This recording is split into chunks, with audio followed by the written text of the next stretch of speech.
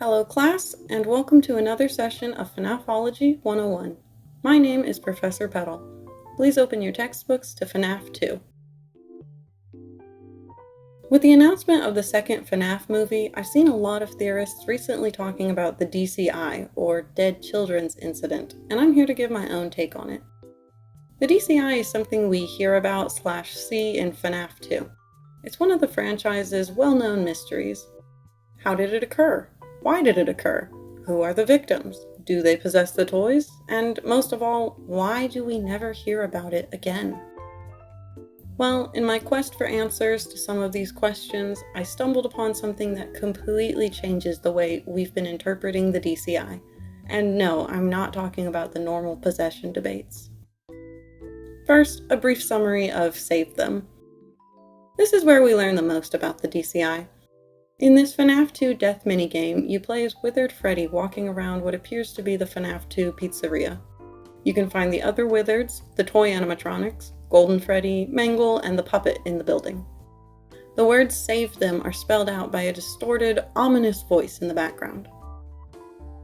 You can also encounter Purple Guy, or William Afton, who can chase and catch you, ending the game with the text, "You can't," on the screen, likely in response to "Save Them." You can't. Finally, you can see puddles of blood and bodies scattered throughout the building. The bodies being left lying around, as opposed to stuffed in suits, is what makes the DCI, well, the DCI. Dead Children's Incident, not missing children. The bodies were just left out in the open after all. Right? We all know the story FNAF 2 tells us. The night guard before us, who transfers to the day shift, did something, which we learn about over the course of our week, that causes the entire place to be shut down. The something in question is what we see in the Save Them minigame. Sure, makes sense so far. Piles of dead children left lying around would probably put a damper on anyone's birthday party. The story of the DCI has always seemed pretty straightforward. We've got the who, what, when, and where. It's usually the why and the aftermath that everyone is always confused about. But the more I thought about it, the less sense it made. Why do we never hear about them again? What changed between the MCI and the DCI? Why were they left out in the open this time? Well, to put it simply, they weren't. I'm here to tell you that there is no way the bodies of the DCI were ever found. The DCI are in fact another missing children's incident. We've been wrong this whole time. In order to prove this theory, though, we're going to have to take another look at FNAF 2.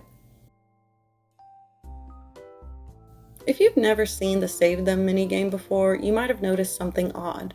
Why are the bodies separated from the blood? It's clear that the bodies have been moved. Now, you could argue the victims didn't actually die in the spots where we see blood, they were just stabbed there and crawled away before actually dying. Well, sure, but why include that? And in such a strange way. The spots are random, there's no trail, some of them are so far away, the kids are propped up strangely, etc. To me, it seems like a meaningful addition to the minigame that we've all completely disregarded. If I were Scott trying to convey that someone was moving bodies, that's how I would do it. It's safe to assume William is the one moving the bodies. The puppet is a possibility, but it's a lot less likely. The bodies aren't all moved to be closer or further from the animatronics, so it's not as though the puppet was trying to encourage or discourage possession via proximity. Why else would the puppet be interested in interfering with the bodies if not possession related? None that I can think of, but if you have any ideas, be sure to comment them below. In the meantime, let's assume William is our culprit here. Back to the incident. We see the bodies just laying around and Save Them, and assumed that's what the public and/or employees saw the next day too. However, it's pretty unlikely that's what happened, and I'll tell you exactly why in a second. But first, note that Afton is still present in the building during Save Them, meaning we don't actually know what happens after what we see in the minigame. We don't know that William is done moving them. And I'm not just speculating here. In fact, it's almost certain that he moved them further after what we see in Save Them. Let's listen to some FNAF 2 phone calls about the incident, and I'll explain what I mean. Oh, hey, before I go, I wanted to ease your mind about any rumors you might have heard lately. You know how these local stories come and go and seldom mean anything. I can personally assure you that whatever is going on out there, however tragic it may be, has nothing to do with our establishment. Okay, so just to update you, there's been somewhat of an investigation going on. We may end up having to close for a few days. I don't know. I want to emphasize, though, that it's really just a precaution. Hey, keep a close eye on things tonight, okay? From what I understand, the building is on lockdown. No one is allowed in or out, you know, especially concerning any previous employees. You might see what I'm going for here. There's nothing to suggest anything has gone wrong on nights 1 and 2.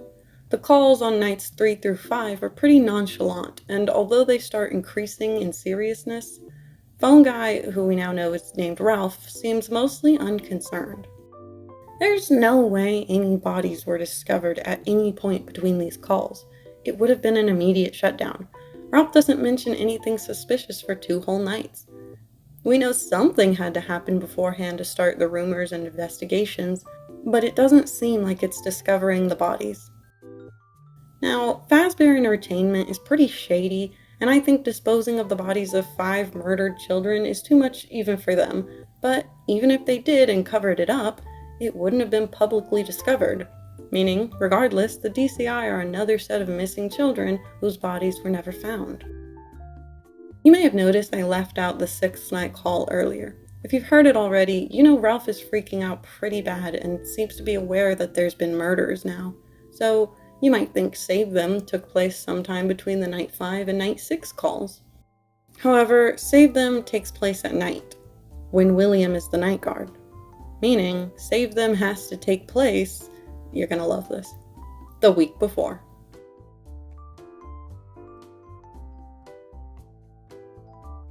Hello. What on earth are you doing there? Didn't you get the memo? The place is closed down, at least for a while. Someone used one of the suits. We had a spare in the back, a yellow one. Someone used it. Now none of them are acting right. Listen, just finish your shift. It's safer than trying to leave in the middle of the night. We have one more event scheduled for tomorrow, a birthday. You'll be on day shift. Wear your uniform, stay close to the animatronics, and make sure they don't hurt anyone, okay? For now, just make it through the night. When the place eventually opens again, I'll probably take the night shift myself. Okay, good night, and good luck. The night 6 phone call is closer to what you'd expect to hear if bodies were found in the pizzeria the way we see in Save Them. Although they're still throwing a party the next day, which would be literally insane if they had just found multiple murdered children. Also, Scott really put his whole soul into that performance. Gives me chills every time. Anyway, like I said, Save Them takes place at night when William is the night guard, which means it can only happen the week before. The week prior? Let's call it the week prior to avoid confusion. I highly doubt management would let William remain on staff if multiple murdered children were discovered in the pizzeria after he worked a night shift. They only start to suspect him around night 5 and quickly react by saying no previous employees are allowed in. I think they would have caught on and taken action a bit quicker if they had found bodies while he was the active night guard. To reiterate, Save Them must take place the week prior to FNAF 2, but nothing we hear during FNAF 2 suggests any bodies have been found yet. Take a look at FNAF 2's end-screen newspaper. After being open only a few short weeks, Freddy Fazbear's Pizza is closing its doors. The new animatronics will be scrapped due to possible malfunctions. However, the original characters are being kept in hopes of a possible reorganization of the company. It's a minor setback. We are confident that we will reopen someday, even if it is with a much smaller budget. Minor setback? Children literally died. Listen, Fazbear Entertainment isn't the most upstanding company, but I think even they wouldn't call 5 child murders a minor setback. If bodies were found in the pizzeria, I think we'd get a newspaper like the MCI clippings we see back in FNAF 1. Speaking of newspapers, in the week before, Ralph attributes bad press from the Bite of 87 and missing kid rumors as the reason the FNAF 1 location isn't doing well after reopening. The franchise has truly fallen on hard times, thanks to those pernicious rumors about missing kids and the lingering bad press from the Bite of 87. rumors of missing kids. Nothing mentioned about another set of murders, this time with found kids. You can't argue against the fact that bodies found at Freddy's would equally, if not more so, contribute to the bad press affecting the new location. So that only leaves us with one option. The bodies were hidden or removed from the pizzeria after Save Them, which takes place the week prior. As for what Ralph's Night 6 call is going on about, and under no circumstance should a customer ever be taken into this room and out of the main show area. Management has also been made aware that the Spring Bonnie animatronic has been noticeably moved. Someone used one of the suits.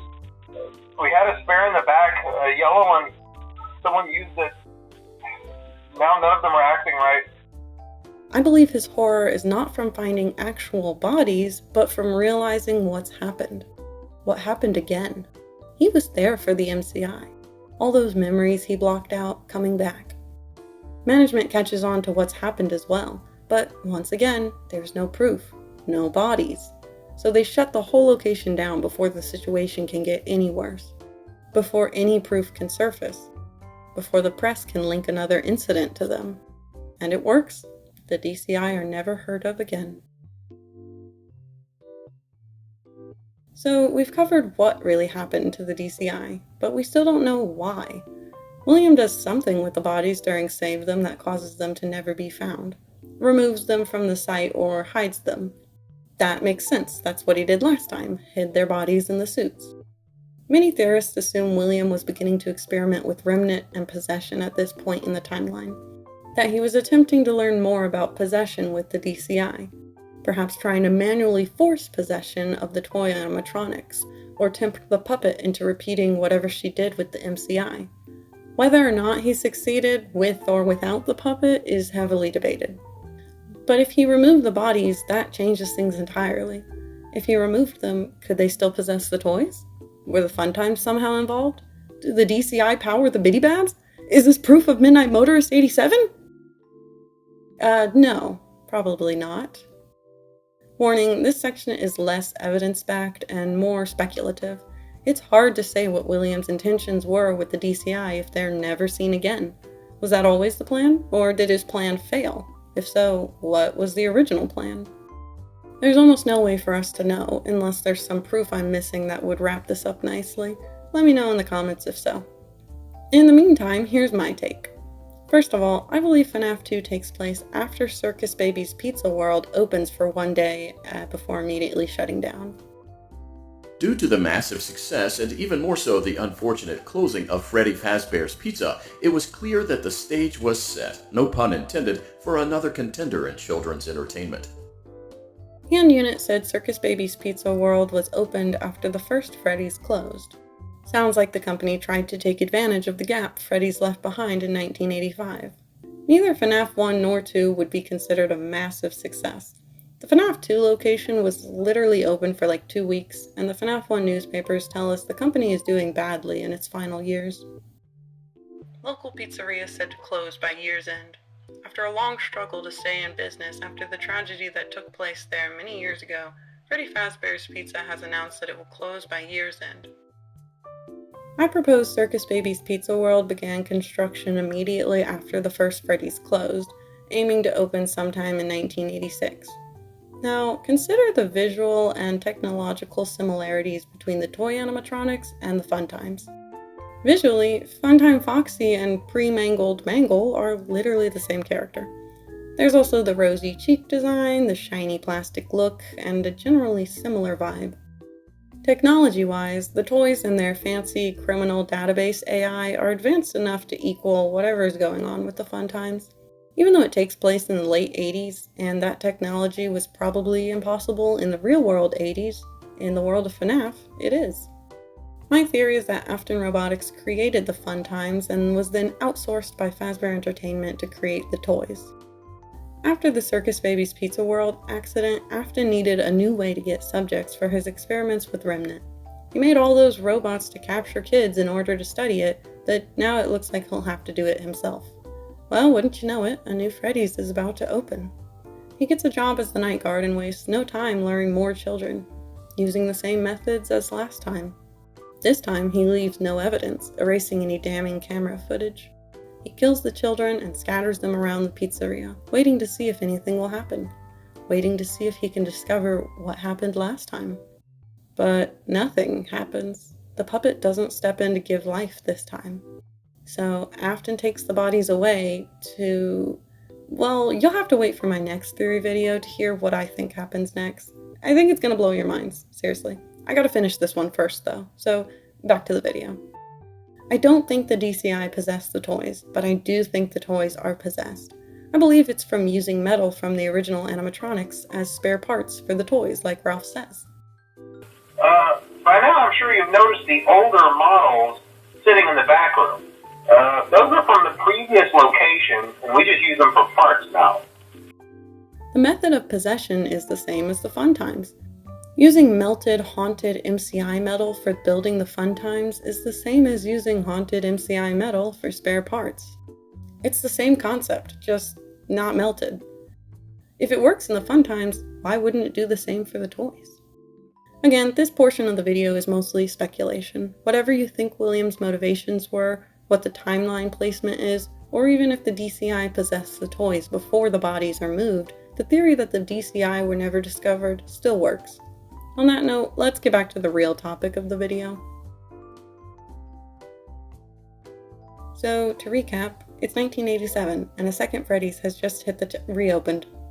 It hasn't even been a week, and 5 children have already gone missing. The parents file reports. Rumors spread. People start talking. They all remember what happened last time. The police remember too, and it doesn't take long for them to start investigating the pizzeria. But they don't find anything. They check the cameras, but this time, there's nothing. They couldn't have known it's the same person.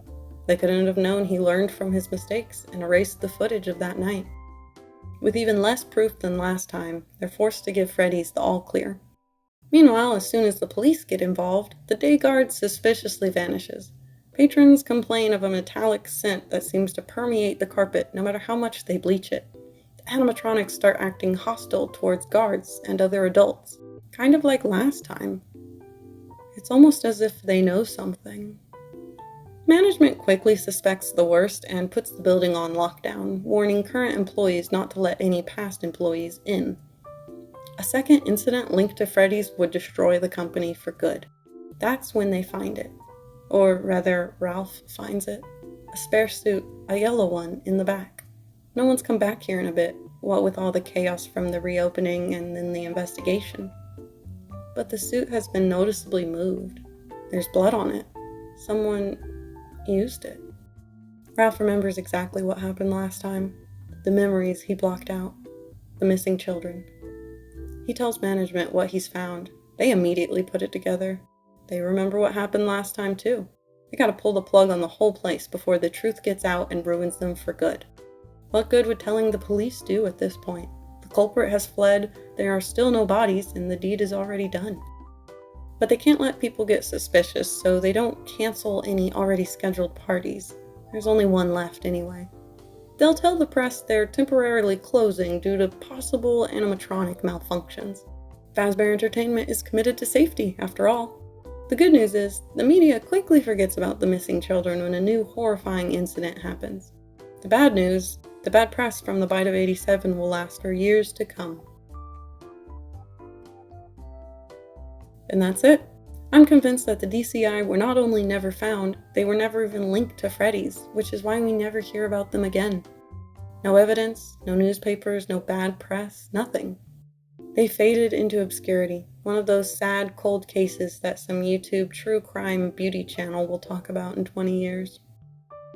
Now, this theory might not be a revelation to everyone. I'm sure a lot of people already believe the bodies were disposed of by William or Fazbear Entertainment, but I've gone my entire 10 years in this franchise thinking the bodies were left out in the open. So to everyone out there like I was, I hope you enjoyed this video and maybe changed your mind. And if I was the only one who thought that, well, I hope you enjoyed the video anyway. Side note, when I talk about them in the future, I'll still say DCI. It's less confusing that way, and I don't know what I'd rename it to anyway. MCI squared? SMCI? MCI2 Electric Bungalow? Better stick to DCI. It's not incorrect, I mean, they are dead. Anyway, thanks for watching. Comment your thoughts below. I'd love to hear what everyone has to say about this theory. Make sure to like the video and subscribe if you enjoyed it and want more. I'm already working on my next theory. I'll probably say this every time, but it's going to be a good one. That's all for today.